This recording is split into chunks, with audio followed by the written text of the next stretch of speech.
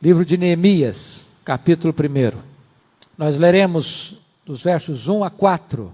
Neemias, capítulo 1, versos de 1 a 4. As palavras de Neemias, filho de Acalias, no mês de Quisleu, no ano 20º, estando eu na cidadela de Suzã, veio Anani, um de meus irmãos, com alguns de Judá. Então lhes perguntei pelos judeus que escaparam e que não foram levados para o exílio e acerca de Jerusalém. Disseram-me: os restantes que não foram levados para o exílio e se acham lá na província, estão em grande miséria e desprezo. Os muros de Jerusalém estão derribados e as suas portas queimadas. Tendo eu ouvido estas palavras, assentei-me e chorei, e lamentei por alguns dias, e estive jejuando e orando perante o Deus dos céus. Amém. Nós vamos meditar sobre o tema as marcas de um consolador. As marcas de um consolador.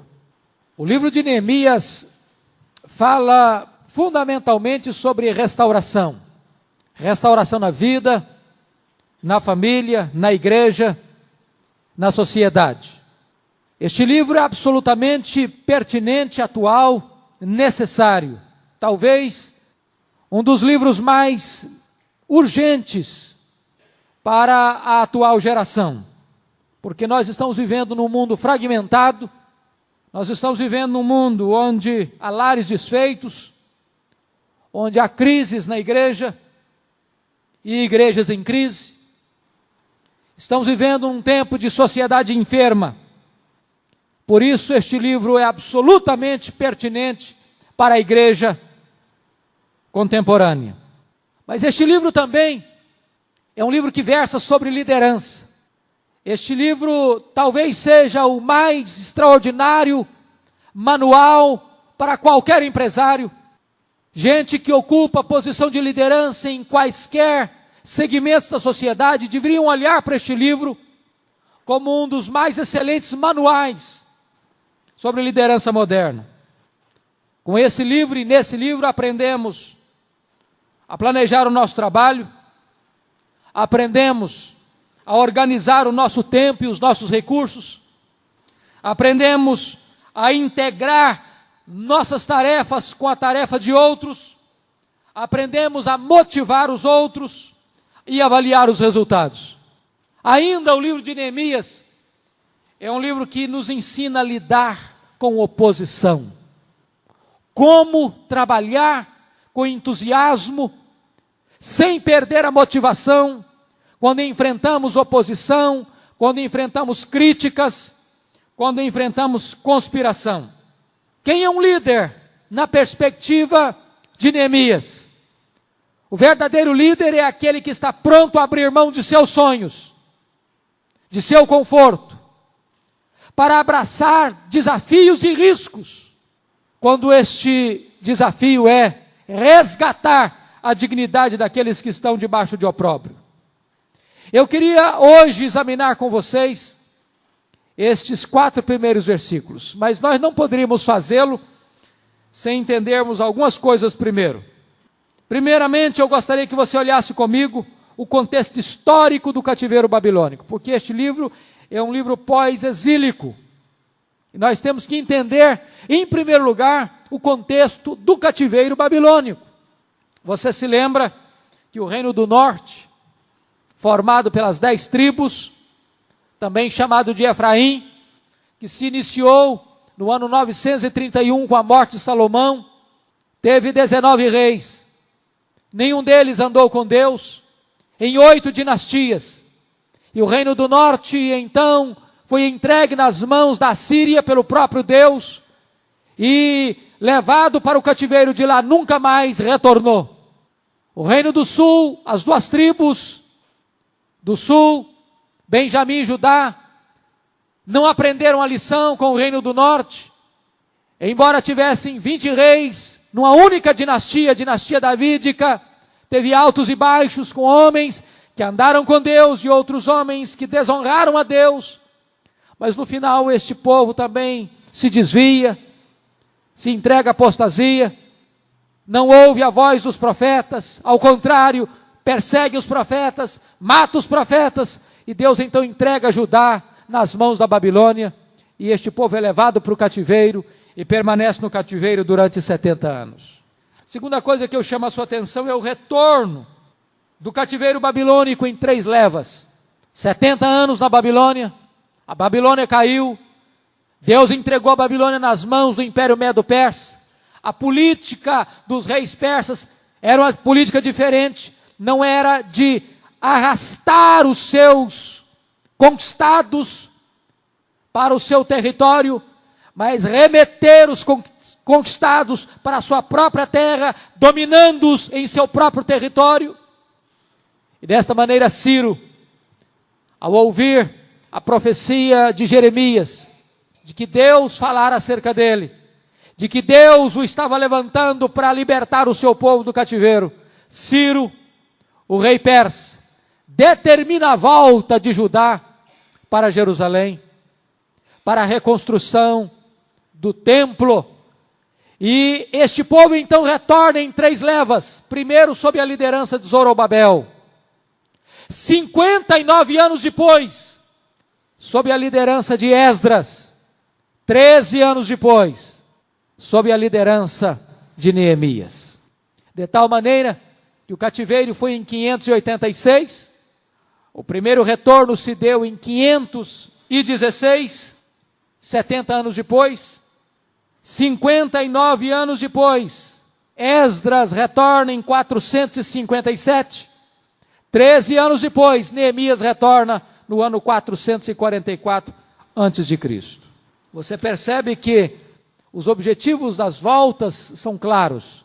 Sob Esdras, sob Zorobabel, para a reconstrução do templo, sob Esdras, para ensino da lei, e sob Neemias, para a reconstrução dos muros. Em terceiro lugar, eu quero chamar a sua atenção, à guisa de introdução, sobre o opróbrio dos que voltaram do cativeiro.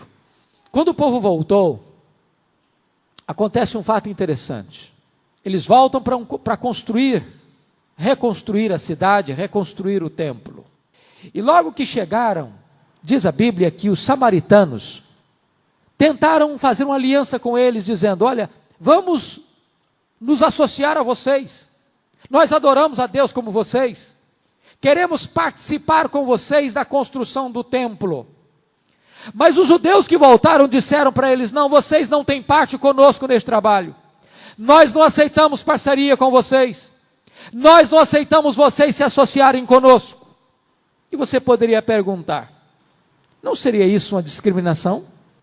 Não seria isto um racismo desses judeus, rejeitando os samaritanos?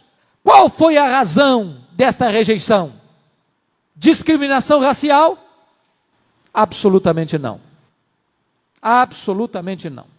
E eu quero chamar a sua atenção para você entender isso, porque este é um princípio espiritual fundamental aqui, e você vai entender o que é que está por trás desta perseguição que paralisará a construção do templo.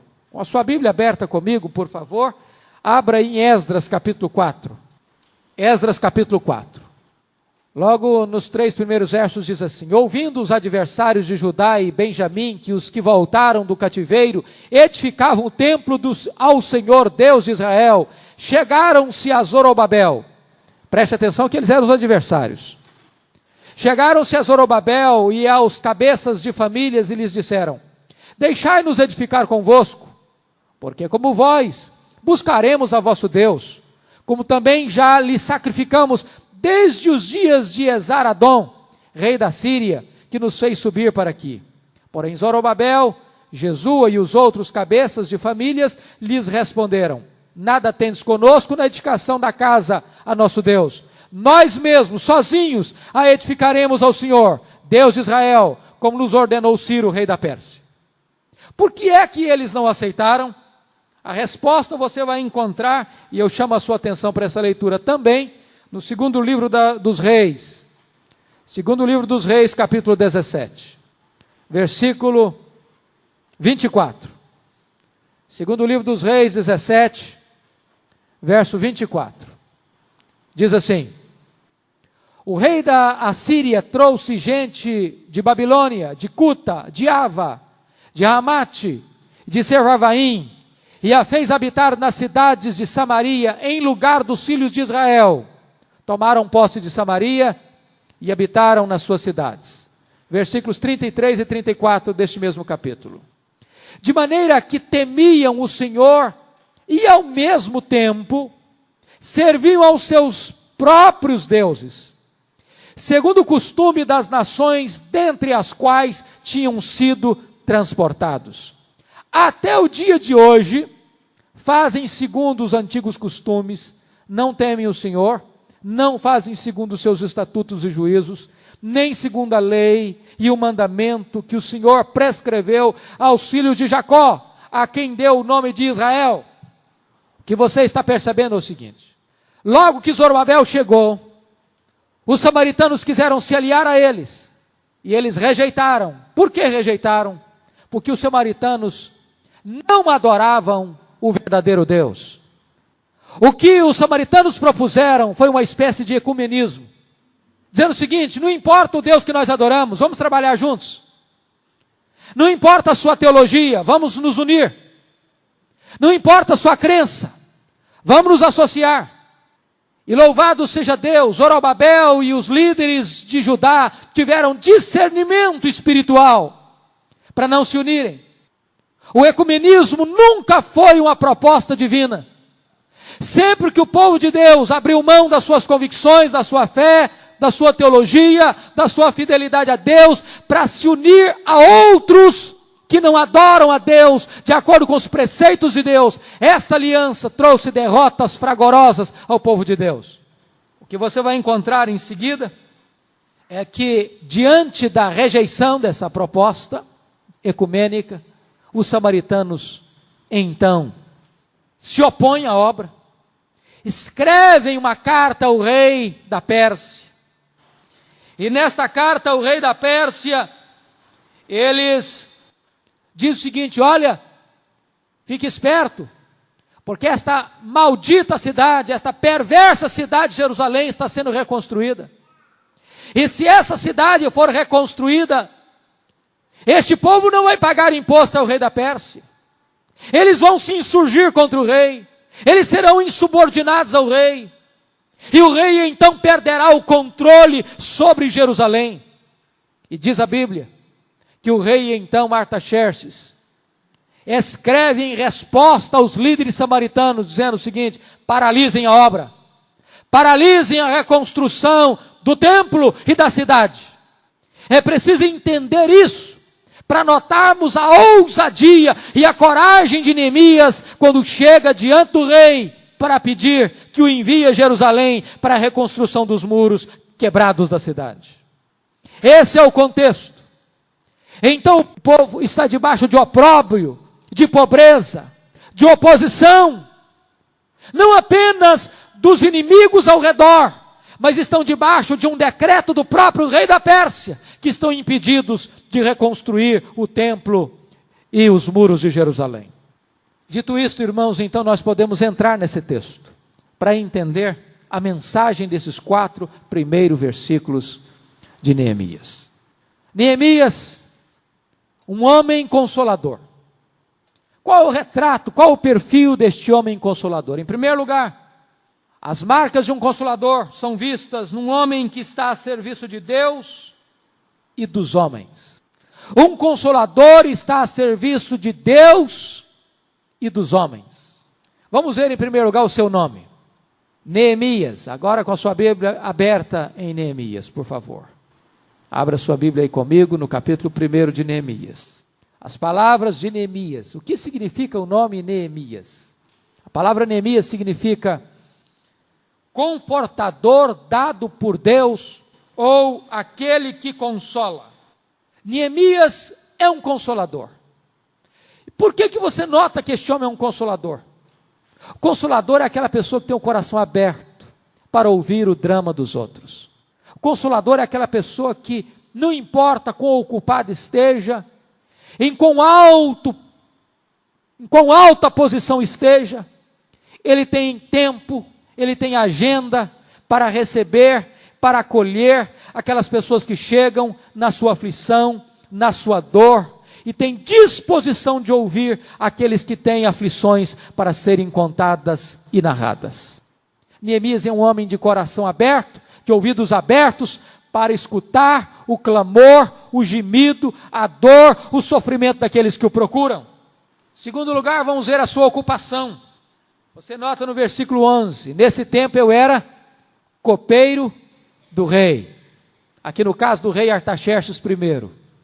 Naquela época, os reis eram muito inseguros. Eu não sei se você sabe disso, mas quanto mais poder um homem tem, mais seguro ele se sente. Mais medo de perder o poder ele tem. Mais medo de ser traído ele tem. E naquela época, sobretudo, havia muita traição, muita conspiração, e muitos reis eram mortos envenenados. E era muito comum se envenenar os reis no vinho que ele bebia, na comida que ele comia.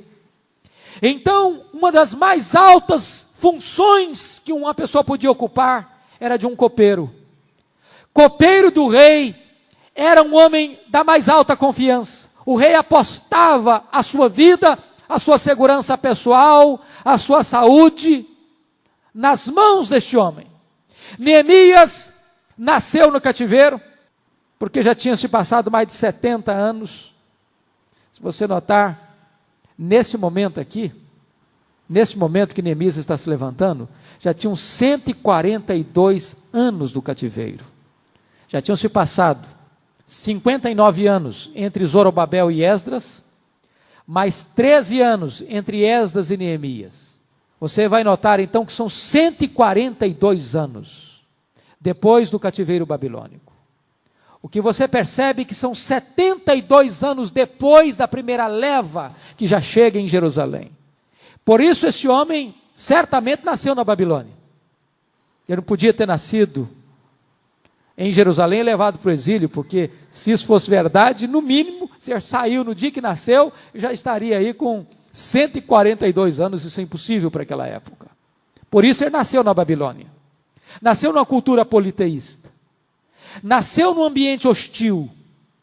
Mas este homem, por causa do seu caráter, da sua integridade, do seu compromisso com valores morais absolutos, ele é guindado a uma posição altamente elevada. Copeiro do rei. Não apenas ele cuidava da vida pessoal, da segurança pessoal do rei, ele ocupava uma alta posição política. Algumas pessoas o colocam como primeiro-ministro do rei. Homem de confiança. Homem de confiança. Mas eu quero te chamar a atenção para um outro detalhe. Para você ser um consolador, você tem que ser alguém de confiança. Certamente Neemias era aquele homem confidente do rei. Aquele homem com quem o rei podia contar. O consolador é alguém que escuta o rei, escuta o pobre, escuta o aflito, escuta todos. É alguém que tem ouvidos abertos e coração atento. Este homem era Neemias. Mas ainda você nota em terceiro lugar a empatia de Neemias.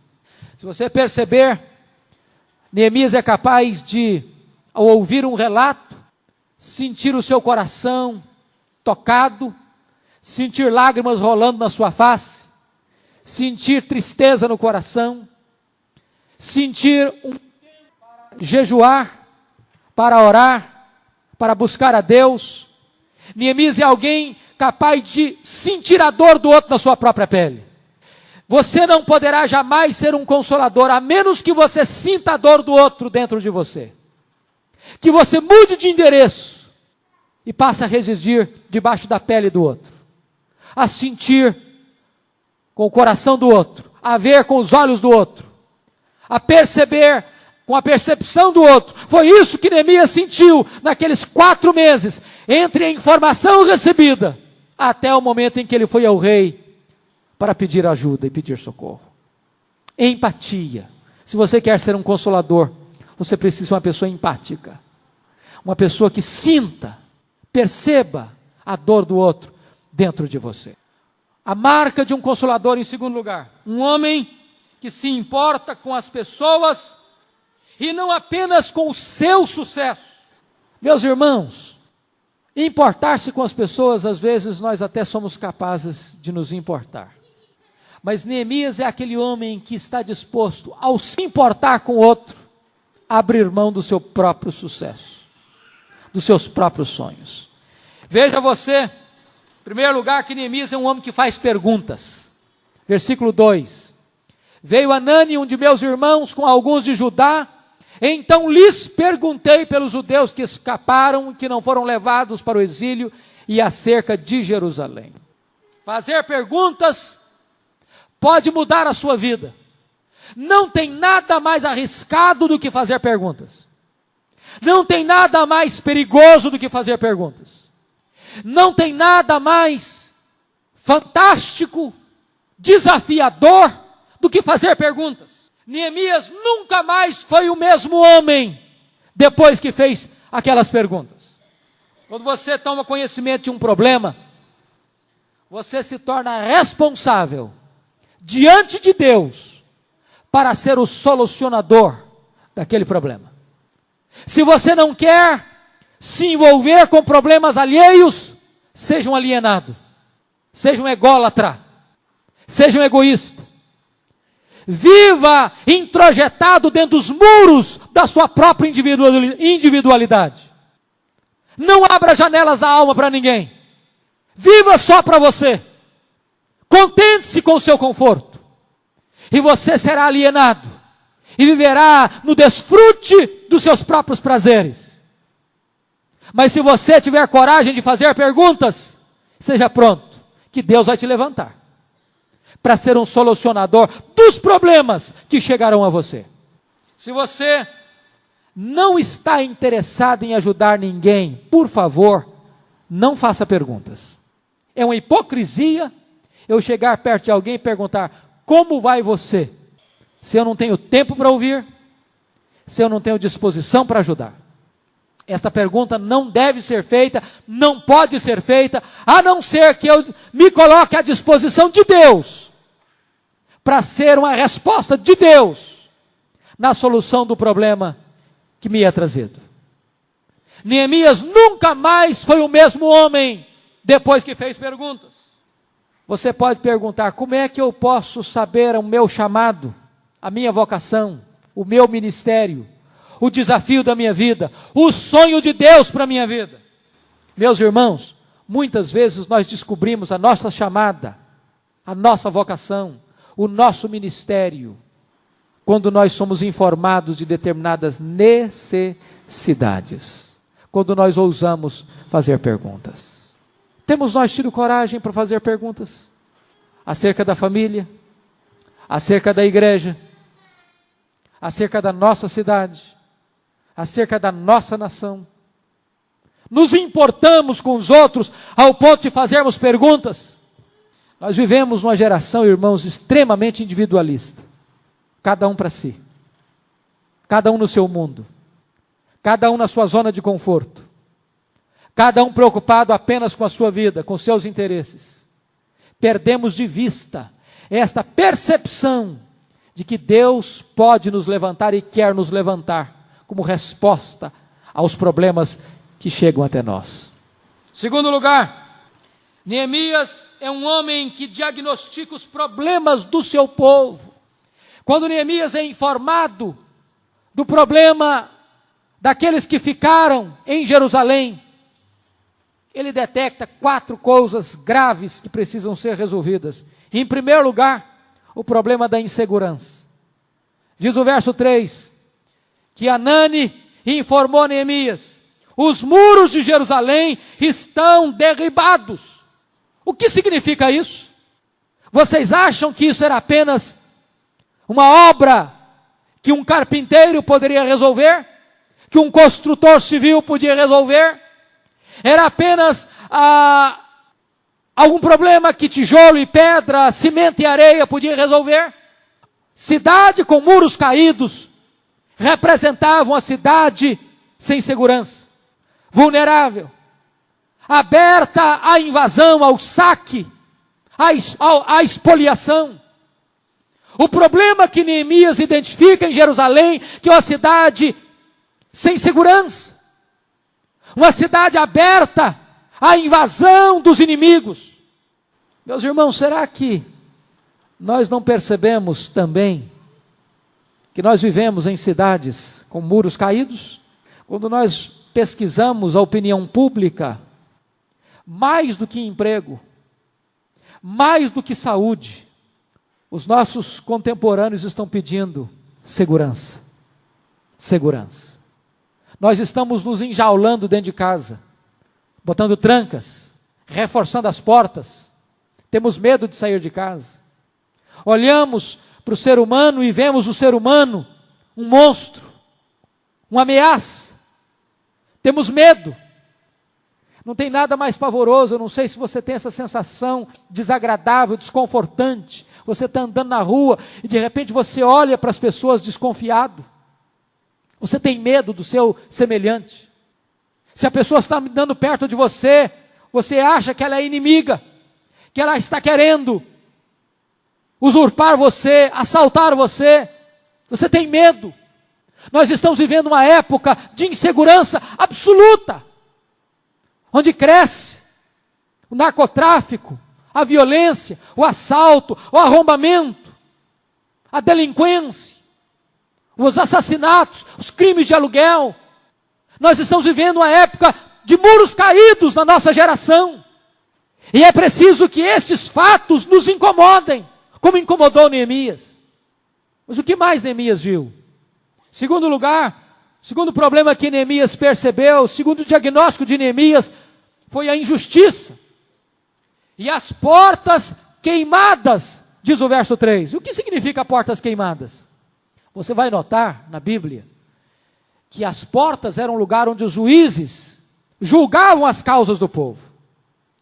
Os juízes ficavam às portas, na entrada da cidade, julgando as causas. Quando o povo entrava ali, levavam suas demandas, suas causas. E então os juízes julgavam. Quando diz que as portas estão queimadas a fogo, significa que nessa cidade não havia justiça, que o judiciário estava falido, que campeava a corrupção, o desmando, não havia lei, não havia justiça. Queridos irmãos, não há desespero maior para a sociedade quando o poder que deve julgar, que deve fiscalizar a aplicação das leis, se corrompe, se mancomuna com o mal, se associa e se atrela àqueles que praticam o mal. Vivemos o drama de um poder judiciário levedado pelo fermento da injustiça. E este foi o drama que Neemias detectou na sua querida cidade, a cidade de seus pais, a cidade de Jerusalém. Não é este o drama que vivemos hoje. Não é essa vergonha que cai sobre todos nós, quando as CPIs destampam aquilo que está escondido, oculto, ficamos corados de vergonha, como Neemias descreve na sua oração, porque a corrupção, a violência, a injustiça se estabelece em todas as altas rodas do poder, em todos os corredores do poder, gerando injustiça, gerando violência, gerando impunidade. Mas o que mais Neemias diagnostica na sua cidade? Em terceiro lugar, ele diagnostica o problema da pobreza. Os restantes que não foram levados, diz o verso 3, para o cativeiro, se acham lá na província e estão em grande miséria. Em grande miséria. A pobreza, o espólio. Queridos irmãos, aquele povo vivia debaixo de escombros ainda. Imagine você o que é viver numa cidade sem ser reconstruída 142 anos, debaixo de escombros. Já pensaram nisso? Nós estamos hoje estarrecidos diante deste drama do sul da Ásia, e a angústia é que isso vai demorar 1, 2, 3 anos para essas cidades serem reconstruídas. Você já imaginou o que é uma cidade viver debaixo de escombros 142 anos? A pobreza, o opróbrio, a miséria, o espólio, cidades desguarnecidas, sem justiça, sem lei. Aquele povo estava vivendo na miséria. Não é este o retrato da nossa sociedade hoje? Quando 40% da população vive abaixo da linha da miséria, da fome. Este fato mexeu com a alma, com o coração de Neemias. Às vezes, queridos irmãos, nós estamos vivendo uma época em que a nossa alma fica insensível diante dos dramas que estão acontecendo aí ao nosso redor. Neemias estava naquela época a 1.500 quilômetros de distância. Ele estava na cidadela de Suzã. Ele nunca vira Jerusalém, era a cidade de seus pais, ele nunca estivera lá, mas os dramas da sua cidade afligem a sua alma. E ele diz em quarto lugar, ele diagnostica o problema do desprezo. Versículo 3, ele diz assim: e a cidade não apenas está debaixo de opróbrio, mas também está debaixo de desprezo.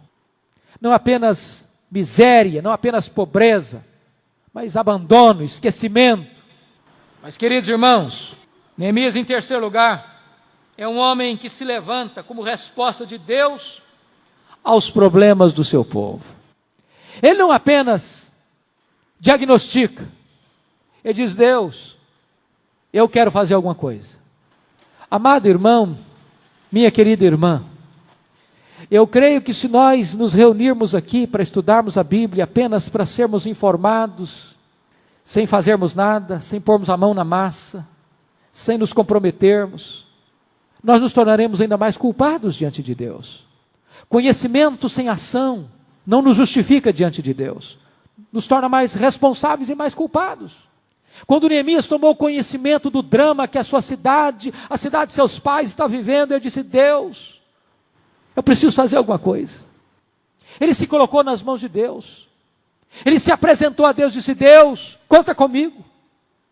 Ele abriu mão dos seus sonhos, do seu conforto, do seu sucesso, do seu emprego seguro, do seu alto salário, da sua zona de conforto, do seu prestígio, de estar na cidadela de Suzã, no lugar onde estava o palácio real, o palácio de inverno, com mesas tão fartas, com privilégios tão grandes, para se colocar nas mãos de Deus, para realizar os sonhos de Deus.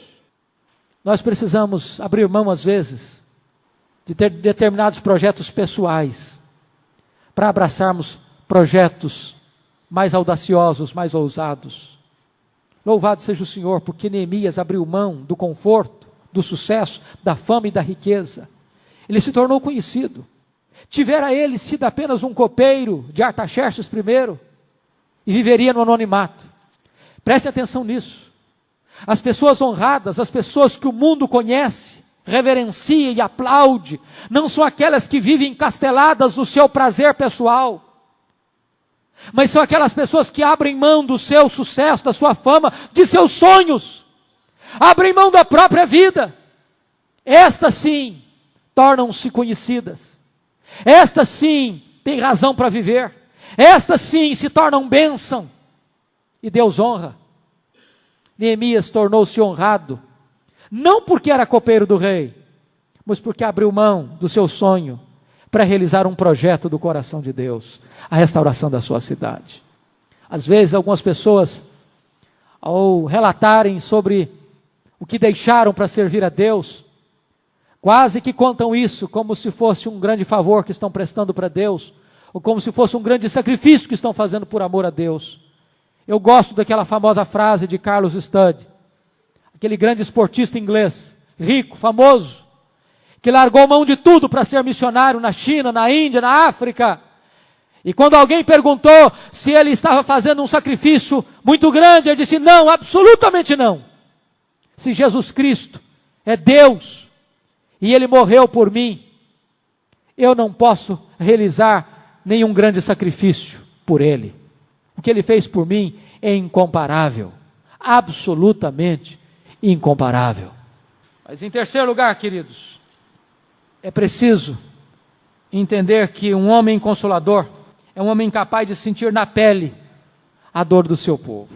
Diz a Bíblia que quando Neemias escutou o relato de Anani, Versículo 4 nos informa: tendo eu ouvido estas palavras, assentei-me e chorei. Quanto tempo faz que você não chora? Por uma causa digna de choro. Qual foi a última vez que você chorou? Ao saber do drama de alguém, da dor de alguém, do sofrimento de alguém. William Hopkins orava frequentemente a Deus e pedia: Senhor, dá-me o dom das lágrimas, Senhor. Irmãos, nós vivemos numa geração de insensibilidade emocional. Somos capazes de ver na televisão 150 mil pessoas mortas por uma tragédia, milhões de pessoas desabrigadas. Tomaram a nossa refeição normalmente. Assistimos os telejornais e vemos tragédias na esquina da nossa casa. Isso não nos abala mais. Isso é um mal, terrível mal. Estamos perdendo a sensibilidade, estamos perdendo a capacidade de chorar. Estamos anestesiados, petrificados. E por que ele chora? Ele não chora apenas por causa do drama do povo, ele chora porque o drama do povo de Deus significa que o nome de Deus está sendo desonrado. Porque as nações gentias estavam dizendo: este Deus não pode salvar esse povo. Este Deus não tem poder de libertar esse povo. Este Deus não tem capacidade de tirar esse povo deste opróbrio, debaixo desses escombros. É com a glória de Deus que Neemias estava mais preocupado. Será que nós choramos quando o nome de Deus está sendo zombado e escarnecido porque as pessoas que dizem ser o povo de Deus estão debaixo de opróbrio? Mas diz o texto, em segundo lugar, os problemas do seu povo levou Neemias a um profundo lamento. E você nota que ele recebe esta informação no mês de Quisleu, mês de novembro, dezembro, e só no mês de Nisan, 4 meses depois, é que Neemias vai ao rei conversar com ele. 4 meses de choro, de lamento, de jejum, de pranto. Amados irmãos, às vezes o nosso lamento não dura 1 minuto, não dura 1 dia, não dura 1 semana. Às vezes os nossos sentimentos são como aquilo que Oséias descreve: ó Judá, o teu amor por mim cedo passa. É como a névoa. Não temos sentimentos profundos. Não sabemos o que é chorar verdadeiramente, o que é prantear verdadeiramente, o que é passar por um quebrantamento genuíno, profundo, verdadeiro, autêntico. Mas finalmente, queridos, finalmente, a marca de um consolador. 4º lugar, um homem que busca os recursos do céu e da terra para resolver os problemas do povo. Quando Neemias foi informado por Anani acerca do drama do seu povo, ele diz: tendo eu ouvido essas palavras, assentei-me, chorei e lamentei por alguns dias, e estive jejuando e orando perante o Deus dos céus. A primeira coisa que ele faz, queridos irmãos, ele busca o favor de Deus através da prática do jejum. Ele não só chorou, ele também jejuou. E eu vou perguntar para você: qual foi a última vez que você jejuou por uma causa? Qual foi a última vez que você jejuou pelo povo de Deus? Amados irmãos, nós esquecemos determinadas coisas para a nossa pura perda. Quando você olha para a igreja, será que não temos motivos para jejuar? Quando você olha para as famílias, você não vê motivo para jejuar? Quando você olha para tantas lideranças caindo neste país, você não tem motivo para jejuar? Quando você olha para a sua cidade, vê muros quebrados, portas queimadas a fogo, insegurança e violência, você não tem motivo para jejuar? Quem jejua tem pressa. Quem jejua está dizendo que não pode se conformar com a situação. Quem jejua espera uma resposta do céu. Amados irmãos, se nós jejuássemos mais, teríamos menos opróbrio sobre nós. Eu queria desafiar você, meu irmão, na entrada deste ano, pedirmos a Deus um tempo de restauração. Não foi por acaso e nem sem propósito que o Espírito de Deus colocou no meu coração para nós estudarmos este livro de Neemias. Eu anseio por um tempo de restauração. Restauração na minha vida, restauração na sua vida, restauração no casamento, restauração na família, restauração no relacionamento com os filhos, restauração na igreja, restauração da vida de oração, restauração dos nossos valores. Precisamos buscar esse tempo. E isso com jejum. Isso com pranto. Mas em segundo lugar, queridos irmãos, nós encontramos Neemias derramando a sua alma em fervente oração. Olha que coisa maravilhosa. Neemias é considerado talvez uma das mentes mais brilhantes na área da administração, na área do gerenciamento. Neemias é um homem pragmático, é um homem prático, é um homem de medidas práticas, é um homem que tem tino administrativo, é um homem que tem noção do problema, é um homem que sabe como abordar o problema, é um homem que tem capacidade de motivar pessoas, de levantar lideranças, de mobilizar o povo para trabalhar. Mas Neemias é um homem que não age sem orar. O grande problema é que às vezes nós agimos, mas não oramos. Nós nos assentamos ao redor de intermináveis reuniões, mas não oramos. Nos afadigamos e planejamos e realizamos reuniões e mais reuniões, mas não oramos.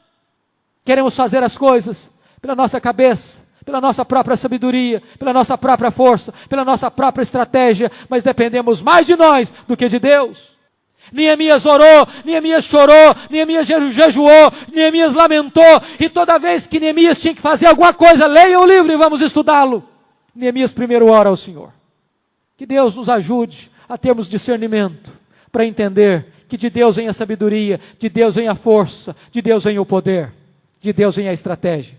Em terceiro lugar, diz a Bíblia que Neemias buscou o favor do rei. Que coisa maravilhosa.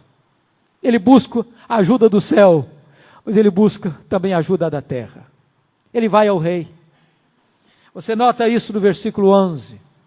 Ah, Senhor, estejam, pois, atentos os teus ouvidos à oração de teu servo e dos teus servos que se agradam de temer o teu nome. Concede que seja bem sucedido hoje o teu servo e dá-lhe mercê perante este homem. Ele está orando 4 meses. Jejuando 4 meses, chorando 4 meses, lamentando 4 meses, e no dia que ele vai encontrar-se com Artaxerxes, ele diz: Deus, conceda hoje que eu encontre mercê diante deste homem, Deus. Eu tenho uma causa, Deus. Eu tenho necessidade, Deus, restaurar a minha cidade. Oh Deus, abre o coração deste homem, toca o coração deste homem. Quantas vezes você já fez isso, querido? Quando você foi fazer uma prova, quando você foi fazer um concurso, quando você foi procurar um emprego, quando você foi conversar com alguém, quando você foi se relacionar com alguém, quando você foi buscar a solução de um problema, você orou, clamou: Deus, pavimenta o caminho, Deus, abre a porta, Deus, abre o coração dessa pessoa, Deus. Busca ajuda do céu, busca ajuda da terra.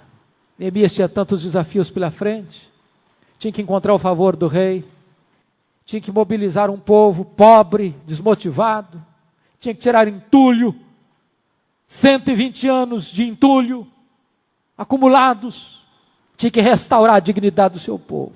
Precisa da ajuda do céu e da terra.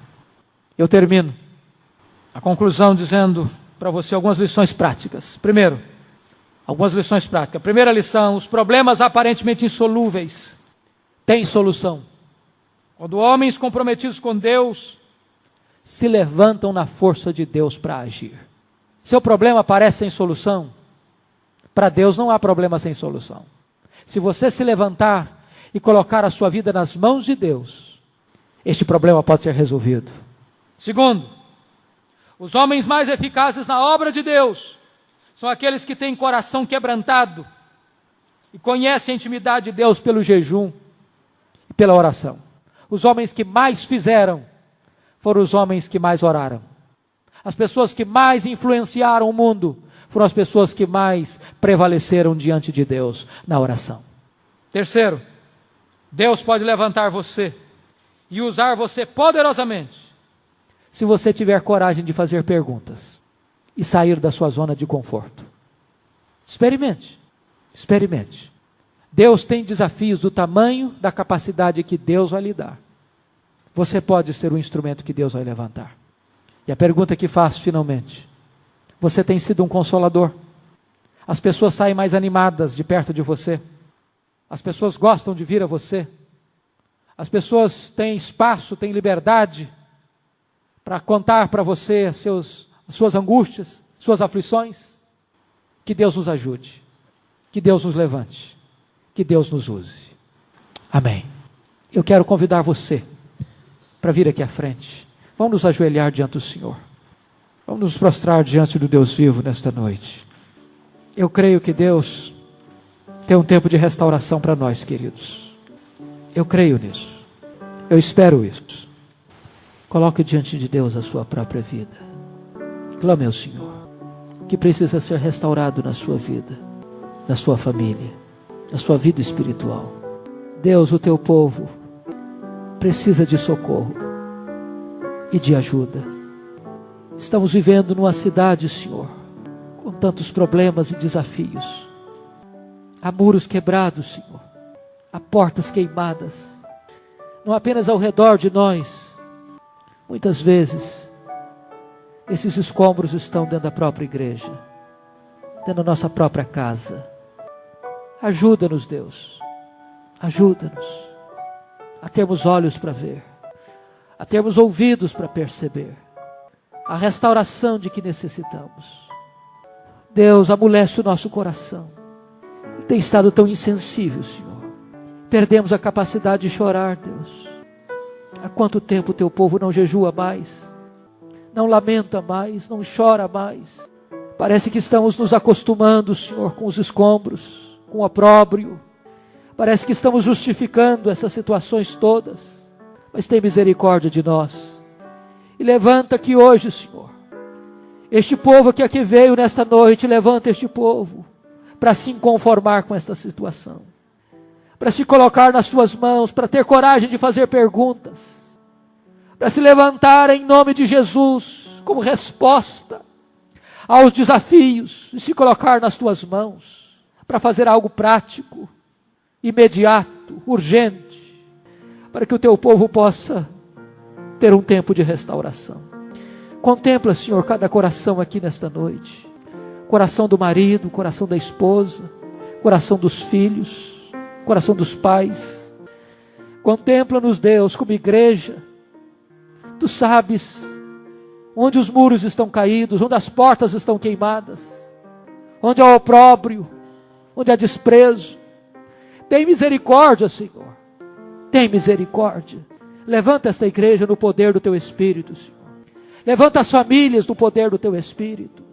Restaura vidas, restaura lares, restaura casamentos, restaura relacionamentos, restaura a motivação, o entusiasmo, o compromisso, a fidelidade, o zelo. Em nome de Jesus, Senhor. Faz a tua obra no nosso meio. Não deixa o nosso coração se conformar, nem ficar anestesiado, meu Deus. Põe a tua mão sobre o teu povo nesta noite. Leva-nos aos nossos lares hoje com o coração desafiado a agir na força do teu poder, por amor do teu nome. Socorre cada vida que veio aqui hoje. Tu conheces as lutas, as necessidades, as aflições, as carências, as causas. A gente aqui hoje precisando de uma palavra tua, Senhor, de uma resposta tua, de um toque teu, de um sinal da tua mão, ó Deus, de uma intervenção soberana tua, por amor do teu nome.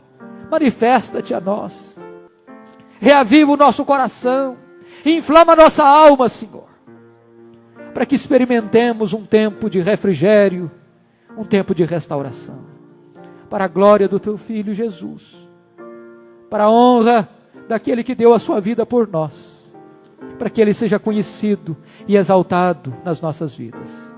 É em nome dele, do Cordeiro amado, nosso Salvador, é que oramos. Amém. Amém.